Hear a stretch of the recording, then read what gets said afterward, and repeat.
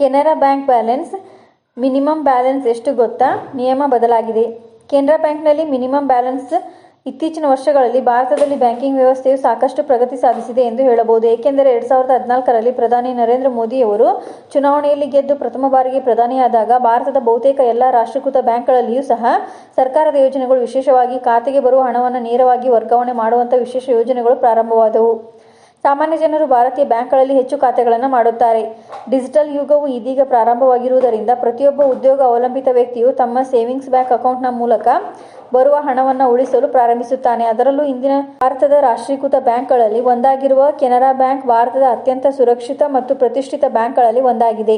ನಿಮ್ಮ ನಗರದಲ್ಲಿ ಕೆನರಾ ಬ್ಯಾಂಕ್ನ ಅನೇಕ ಶಾಖೆಗಳನ್ನು ನೀವು ಕಾಣಬಹುದು. ನಿಮ್ಮ ಖಾತೆಯು ಕೆನರಾ ಬ್ಯಾಂಕ್ನಲ್ಲಿಯೂ ಇರಬಹುದು. ಆದರೆ ಕೆನರಾ ಬ್ಯಾಂಕ್ ಉಳಿತಾಯ ಖಾತೆಯಲ್ಲಿ ನಿರ್ವಹಿಸಬೇಕಾದ ಕನಿಷ್ಠ ಬ್ಯಾಲೆನ್ಸ್ ಬಗ್ಗೆ ಅನೇಕರಿಗೆ ತಿಳಿದಿಲ್ಲ. ವಿಶೇಷವಾಗಿ ವಯಸ್ಸಾದವರಿಗೆ ಈ ಮಾಹಿತಿ ತಿಳಿದಿರುವುದಿಲ್ಲ. ಮಿನಿಮಮ್ ಬ್ಯಾಲೆನ್ಸ್ ಅನ್ನು ಕಾಪಾಡಿಕೊಳ್ಳದಿದ್ದಕ್ಕಾಗಿ ಕೆಲವೊಮ್ಮೆ ಹೆಚ್ಚಿನ ಹಣವನ್ನು ಶುಲ್ಕದ ರೂಪದಲ್ಲಿ ಕಡಿತಗೊಳಿಸಲಾಗುತ್ತದೆ ಮತ್ತು ಕನಿಷ್ಠ ಬ್ಯಾಲೆನ್ಸ್ ಅನ್ನು ನಿರ್ವಹಿಸದಿರಲು ಕೆಲವು ಶುಲ್ಕಗಳನ್ನು ವಿಧಿಸಲಾಗುತ್ತದೆ. ಹಾಗಾದರೆ ಎಷ್ಟು ಮಿನಿಮಮ್ ಬ್ಯಾಲೆನ್ಸ್ ಕಾಯ್ದುಕೊಳ್ಳಬೇಕು?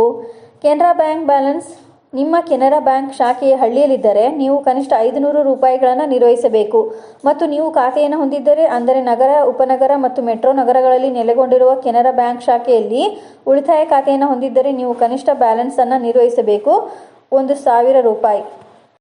ಇದೇ ರೀತಿ ಮಾಹಿತಿಗಾಗಿ ನಮ್ಮ ಚಾನಲನ್ನು ಸಬ್ಸ್ಕ್ರೈಬ್ ಆಗಿ ಮತ್ತು ಶೇರ್ ಮಾಡಿ. ಧನ್ಯವಾದಗಳು.